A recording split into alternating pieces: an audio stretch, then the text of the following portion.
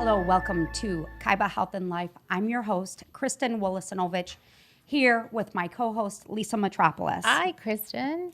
Hi, Lisa. Nice to see you.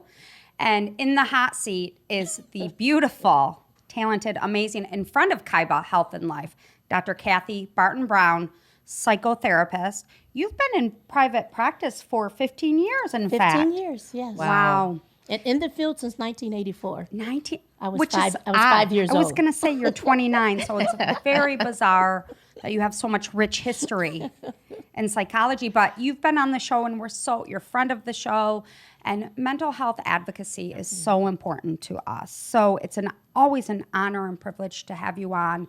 So today's topic is very, very important. You know, we're coming off the 4th of July. Mm-hmm. We're coming off holidays, and especially compounded with social media. If you're struggling with holidays and you're on social media and every family seems perfect and together and hugging and loving, you know, it can be very overwhelming. But I want to start off by talking about anxiety and depression symptoms, because I think it's especially with our stressful world we live in. Tell us a little bit, what are symptoms that you experience? With depression, you may experience sleeping too much or sleeping too little. Yes. You may notice a change in your appetite, eating more than usual, eating less than usual. Okay. You may feel the need to isolate or alienate yourself from people, so you're kind of socially withdrawn. You lose interest in things you normally have a passion for. So if you're someone who likes to go bowling, you're on a bowling team, all of a sudden you have excuses about why you don't want to go bowling. You may get irritable. Now, sometimes as women, we can confuse that because of hormones, but That's right. but it's a consistent irritability that's beyond our normal 3 or 4 days of irritability. Right. It's consistent over time. And so these symptoms, and also crying and unable to stop crying for no reason, seemingly. But when the symptoms continue for more than 2 weeks, then we consider it a major depression episode. I see. With anxiety, some people have anxiety and don't really know it. Mm-hmm. Some anxiety is good anxiety. Yes, it's like a natural. It's like good stress. Yes. When you're getting married, you're buying a house, you know, you're purchasing a new car for the first time. That's good anxiety. But when we have anxiety that's paralyzing, when we have anxiety that causes us to panic and not want to go into environments, maybe new environments. We don't want to be around new people anymore. Or maybe we feel like we can't breathe. Yes. So it's symptoms that come on. They may come on fast, or it may be slow progression, correct? But you need to recognize, because anxiety and depression sometimes go hand in hand. Is that correct? Absolutely. Which could seem awkward, because with depression, normally you think, okay, I'm sleeping, I don't feel like doing anything. However, the anxiety is the cortisol release, the fight or flight, the feeling you can't relax, you can't sleep. Some people will take anxiety, depression, and automatically put a label on it and say you're bipolar. Okay. I kind of have an issue with that, because if you have an issue from childhood, let's say you were in a fire as a child, and when you think about the fire that happened when you were a child and you're already kind of in an up space, you may look like you're manic or have anxiety. Right. If you think It could about be post-traumatic. yes, Right. absolutely. Okay. If you think about it and you're already kind of in a melancholy place, you can look depressed. But really, it's the post-traumatic stress from the issue that happened in childhood. Oh, wow. But we usually just put labels on people without getting to the root cause of what's really going on and driving it. And what we're seeing is no one is exempt from suffering this. We see it in families. So it's not race, religion, gender, socioeconomic. We're all susceptible to having these. And when do you usually see symptoms? Can they start to surface during childhood? Absolutely. Is there a certain age, do you think, or what are your thoughts on that? Well, usually, and I work in private practice with kids as young as 4 years old. Oh, wow. But many times they don't know, and the parents may not be aware right. of some trauma that they've experienced, because what we think is a normal, especially in some of the dysfunction that we have in families, we have normalized our dysfunction to the point that we're used to the dysfunction. It becomes every day. Exactly. You know, I have a friend, and her daughter was inappropriately touched at daycare. And her behaviors began to change, but because there's already dysfunction in the family, the mom just thought it's because of other things going on in the family. So we have to know the behaviors of our children to know when it changes. I think mom probably recognized something was going on, but because the behavior within the family is cyclical, it just seems something that maybe would have been a red flag. It becomes normal. We normalize our dysfunction. Right. And then we begin to see the issues when we begin to seek out being emotionally aware and healthy. The people around us are so emotionally dysfunctional that they get angry with us Yes. for wanting to be emotionally healthy. Right. You know what? That's true. That is the statement of the year, Yeah. don't you think, Lisa? Sure, I mean, yeah. you come from a big family. Yeah. You there's 5 children. See, I'm an only child. So it's hard sometimes for me within my 2 daughters. They're fighting. They're bickering. But I'm told it's typical, you know? It is. Them I have 2 daughters. Them stealing clothes and them fighting. Right. You know, they're like, that's such sister stuff. But I do have a sister, but we didn't live in the same household and we're best friends. So we don't really fight. We kind of, say, yeah, we get each other. Right. So it's hard to learn those behaviors. But I do think, once the normalizing the dysfunction, we've got to stop that. I mean, I just feel it's got to be stopped. I have. I'm curious about, and there's so many people out there that are predispositioned. That word has come up so often. I know there's predispositions to different types of mental situations in families. What are some of those very acute predispositions? Like what are some of the predispositions that are very common in families that are undiagnosed so often? That a lay person could maybe Yeah. recognize. Yeah. So when you talk about being predisposed, Yeah. a lot of times it's behaviors that's been passed through the generations. Correct. And so when you Yes. have behaviors that's been passed through the generations, again, it becomes normal. So one of the, for instance, kids who grow up in a family with alcoholic parents, Yes. they grow up and they say to themselves, what's normal? And so if you were to go back, it's so many symptoms that are related to being a child of an adult alcoholic that there's a whole group of people. Right. Okay. So when you look at that, you begin to see things and you'll ask them and they'll say, well, when I was younger, I always went to my friend's house, my neighbor's house, because I wanted to know what a normal family was like, because you get Right. so used to walking on eggshells. Right.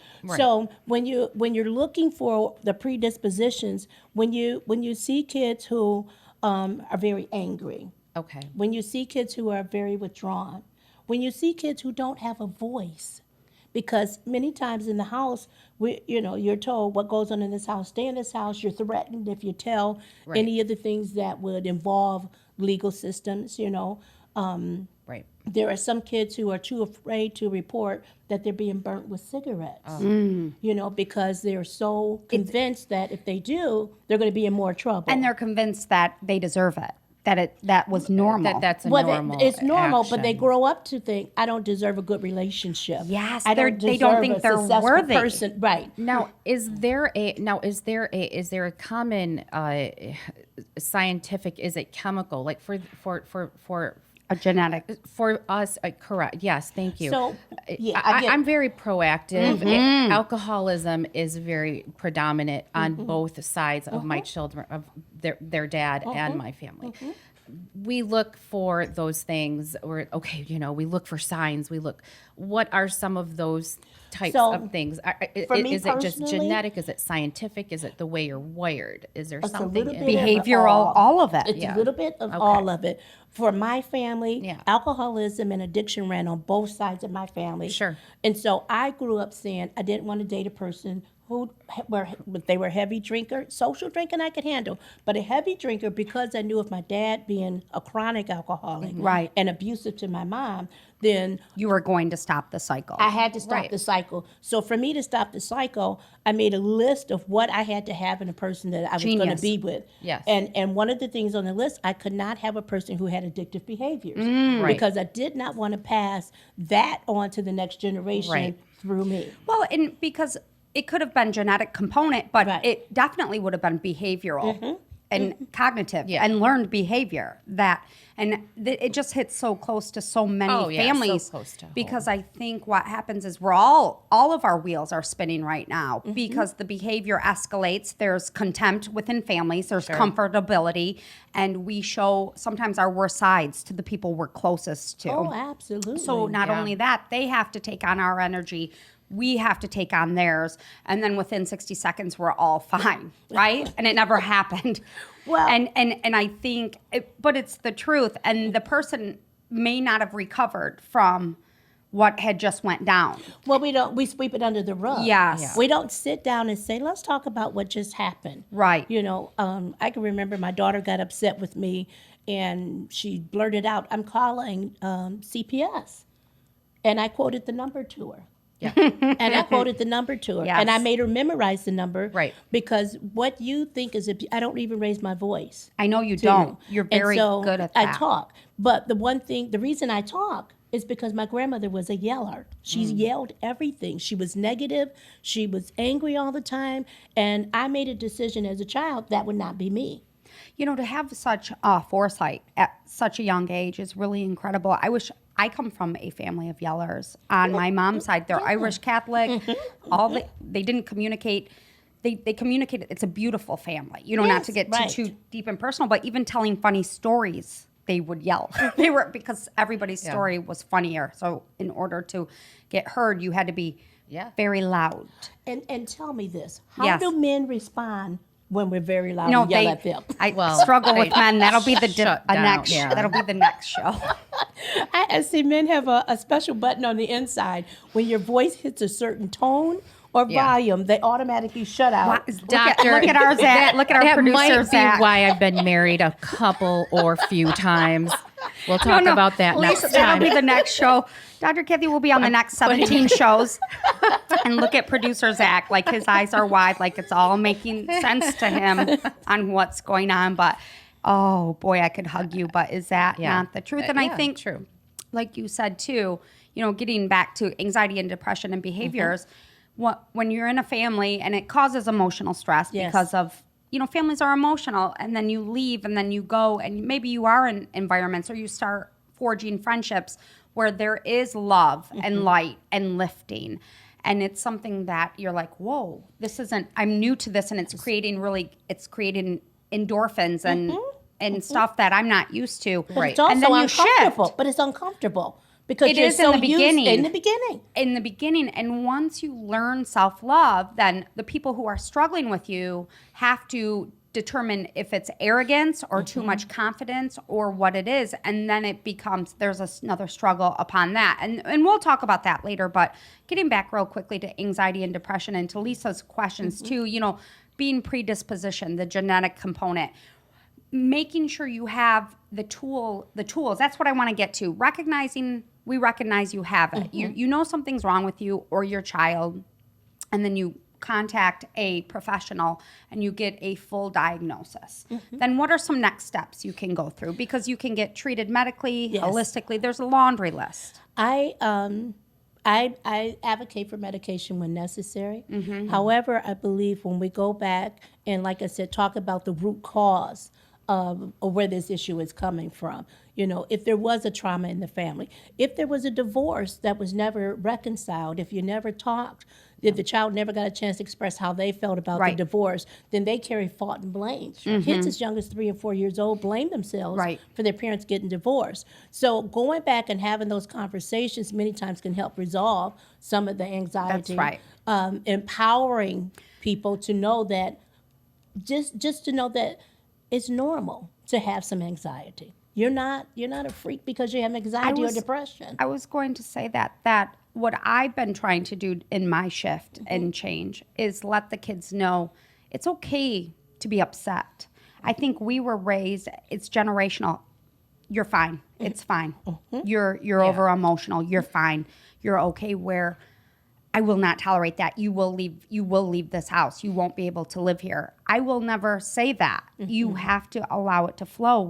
The conversations I've been having is, this is going to pass very soon. Let it flow. You have to be a mature parent. And I'm many working times on We it. have to listen. and listen, but Yeah. mature parents can listen. Immature parents Right. cut you off. They take You're your right. voice away, and they You're gonna won't make me allow. cry. And they won't allow you to express how you feel. Because my grandmother was so negative, my mother made the change and the shift. And so she let us express how we felt, and we weren't in trouble for saying how we felt. But when Right. people marginalize and devalue your feelings and your emotions, then you learn to downplay your own beliefs. That's right. So you don't listen to your gut when you meet the bad man, because you've Right. already been, taught to question the voice on the inside. Oh, absolutely. Isn't that Absolutely. you? It's hitting home. And once you recognize and get that awareness that the issues aren't yours, it's that person across from That's you. right. It's powerful. And once you begin to trust that voice and go with it, as social workers, we always say, trust the inner voice, trust Right. your gut. Trust your gut. But we have to teach our kids that it's okay to trust your gut, and it's okay to say how you feel. Now, how you say how you feel is another issue. The way it's delivered. The way it's delivered. It's But if extremely important. That's Yeah. right. If we go up in environments with screaming and yelling, Yeah. how are we going to express ourselves but screaming and yelling? Right. But my mom would sit us down and say, now, why are you upset about that? What? That's wonderful. But let's talk about where is it that you got upset? What did you misunderstand about? You misunderstood something, because I would never hurt you. I would never hurt your feelings because I love you. It's understanding and conversation and dialogue. Right, and listening. One of the best examples that I for myself, my kids, growing up, my mom I'd say, Mom, I'm hungry. Mom, I'm cold. Mom, she'd say, oh, you're fine. You're fine. She had 5 kids. I chose to listen to my kids when they said those little things from the smallest thing. Mom, I'm hungry. I'd be so busy. They just ate an hour ago. No, you're fine. You just ate. No, they're hungry. They're not saying that because, for something just to say. I mean, sometimes they do, of course, but I'm choosing to listen. And I think excellent. that's very, very important for those little things, to listen to those little That's things. right. They so need they to be feel heard. valued. Absolutely. And Yeah. the one thing I'll always say, my oldest daughter, she can be a little more colorful, dramatic, and so Extra. We say extra. We a say little extra, extra, yeah. and so I'll let her go on a little bit, and then I'll stop her and say, "And how can I help you, honey?" Right. Because sometimes that's all they want to know. Yeah. I'm learning. And Lisa will tell Oh, you, we're I'm all working learning. very hard on evolving and deprogramming a lot of subconscious programming that has been in there. And sometimes for me, it was not feeling the emotion and just saying it like it is. I'm very, very good at that. Right. Right?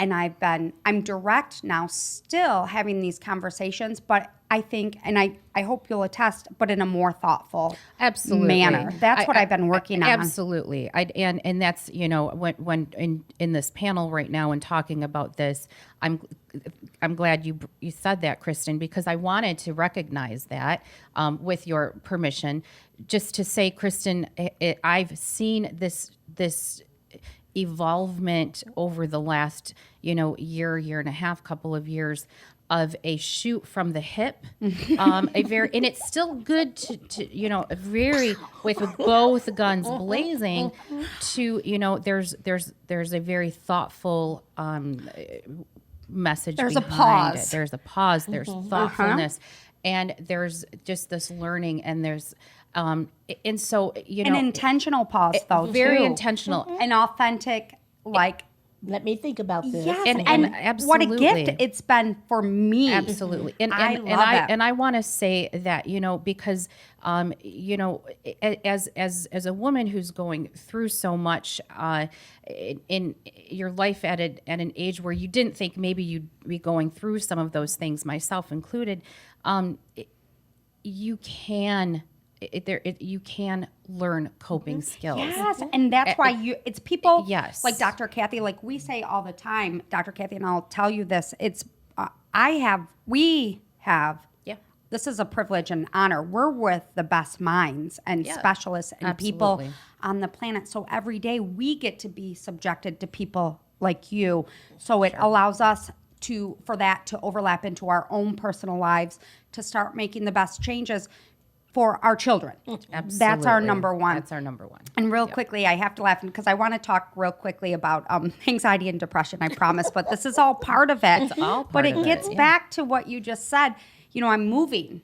And my dad, who's a tongue-in-cheek, funny guy, Yeah. is like, oh, do you ever think you're 47 years old. You ever think you'd be moving like this? And I said, I got angry, and I'm like, I practiced the pause, and of course it was all in jest, and he's totally kidding, and my new place is amazing, and my life is moving in a really positive trajectory, but I'm like, oh, I could come back really quickly. Yeah. Because my brain moves really fast. It does.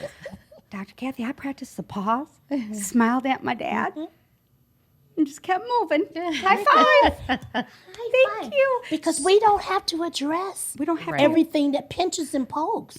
You Thank know, as you. a woman, We we wear can pick we and wear choose certain our- undergarments that's that right. can stick and poke us and everything, but we're not in public adjusting.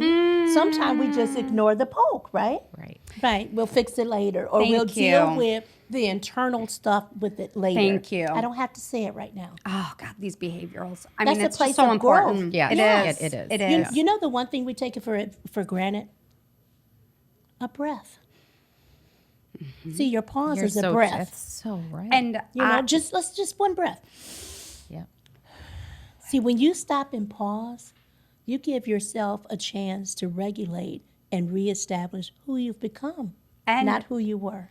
not only from an emotional, spiritual standpoint, also from a physicality standpoint, it allows your body chemistry to That's right. regulate and reset. Absolutely. So, It's an important tool with anxiety. yes. So while I'm not a physician, I do believe I'm a subject matter expert on anxiety, depression, having dealt with it on both sides of the family. And for me, when people, I obviously recommend to see a professional. However, medication I've seen help quite a bit. You know, so when people are like, well, I don't want to take medicine to feel comfortable, to me, I'm like, you need to at least address the root. You know, Absolutely. Well, root some medication is a coupled with bridge. behavioral Yes. therapies because Yes. it's not. It could be only 6 months to a year, It's a right? br- Talk about that sometimes- a little bit. Sometimes medication is a bridge just to get you through Right. discussing the painful things that we try to avoid. So sometimes you need a little help. We call that a bridge. It's just helping you get from this place to that place.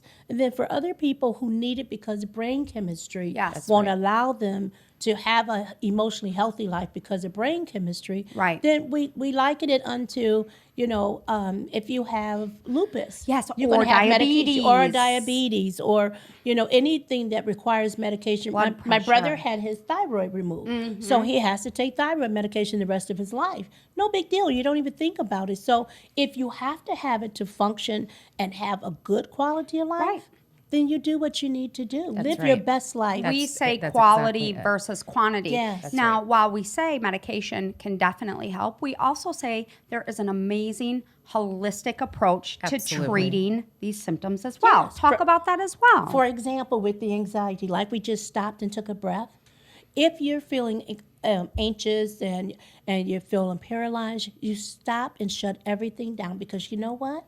Nothing's going to just die, or no dire need that you can't stop for Right. 5, 10, 15 That's right. seconds and regroup. Right. So you stop and you take a very deep breath through your nose, release it slowly through your mouth. And what it does is it causes your heart rate to slow down, it causes your brain waves to slow down, and it causes you to come to a different place, maybe a place of tranquility where you can then say Make logical decisions. logical Right. decisions. Or you don't have to get panicked and run out of the store. Right. No one cares if you stop in an aisle and just breathe. Right. It's amazing. It's amazing. And then are there support groups? Tell us a little bit Yes, more yes. about opportunity for tools. We're looking for tools for our toolbox. So the first tool for the toolbox is you want to be emotionally aware of your triggers. Okay. And we all have triggers. Your Yes, triggers we are, do, baby. It's that filter that you have that, I had a guy say something about my dimples when I was a little girl who made me think they were ugly. And so I stopped smiling. So my trigger became, whenever I saw someone with dimples, I would watch to see if they were smiling or not, because I was so emotionally damaged by one person. And dimples are amazing. So for Yeah. us to hear that story, we're like, Well, what? I stopped smiling at 5 years old because he said someone bit me instead of someone kissed me. I got you. So as a kid, I felt deformed because the other kids didn't have holes in their face, which is what he called them. So we have to know our triggers. So when you know your triggers, then you can go back and say, oh, okay, I remember that this happened. So this is why being in this situation just caused me to go back to this place of anxiety. So knowing your triggers is one thing. Okay. Number two, knowing that there are all kind of support groups that you can go to that aren't related to using your insurance or people knowing you. There are anonymous groups, like there's Emotionally Anonymous. There's Food Anonymous for Okay. people who are foodies and want to get help but don't want to go to Weight Watchers and get weighed in front of the whole world. Got it. You know, there's Codependence Anonymous. You're addicted Can I to get all those people. numbers? You speak in my love language. You know, the wonderful age of technology is look is it the all beauty of everything is at your fingertips, and so you Right. can privately pursue the help that you need if you're not the kind of person that's going to come out for therapy. And the beauty of it is that there's help. There is help. There's so much help out there. And a lot of people don't know that there are so many of these types of organizations, types of meetings and groups out there. And people. And People. support people going Yes. through exactly what Yes. you're going through who Give will yourself- listen. Give yourself permission to get help. Yes. And give yourself permission to feel vulnerable and know it's okay and you're safe and you're with safe people, because you're going to feel that vulnerability and it's uncomfortable. But Yeah. with that is massive growth. And then you go and tell your story, and then you'll hear these other stories. And sometimes you're like, oh, my story ain't so bad. We all have a story. Exactly. We all have a story. Dr. Kathy Barton Brown, how can people get a hold of you? You can get I am on Facebook. Excellent. Dr. Kathy. Dr. Kathy Barton Brown. Excellent. And I'm you can call me. I am very open. Your number? 810-845-0200. And your private practice is located in Flint Township. Michigan, Flint Township. But you also, what's really great about you is check out her Facebook, because you do a lot of Facebook Live. Yeah, every Friday night, 8 o'clock. Yeah, it's really great. And you do a lot of podcasts, and you're also a professor, and you're just really amazing. And you have a regular series here with us with Kaiba Health and Life, and look for articles, mental health advocacy. You're just really special to us. So this advice, whether we help one or thousands or everyone, it's so important. It's especially in this day and age. We're very overwhelmed by life, but you're incredible. Only the beginning, because I think, Lisa, we said the next 27 shows? Yes. We'll just cover you and me. There's so much to cover. I was going to say that'll cover maybe like the first, 15 years. Yeah. Yeah. We love you. Dr. We love Kathy you. Barton Brown, thank you. Lisa Metropolis, as always, thank you. And a big thank you especially to our viewers and listeners. You're amazing. This has been Kaiba Health and Life.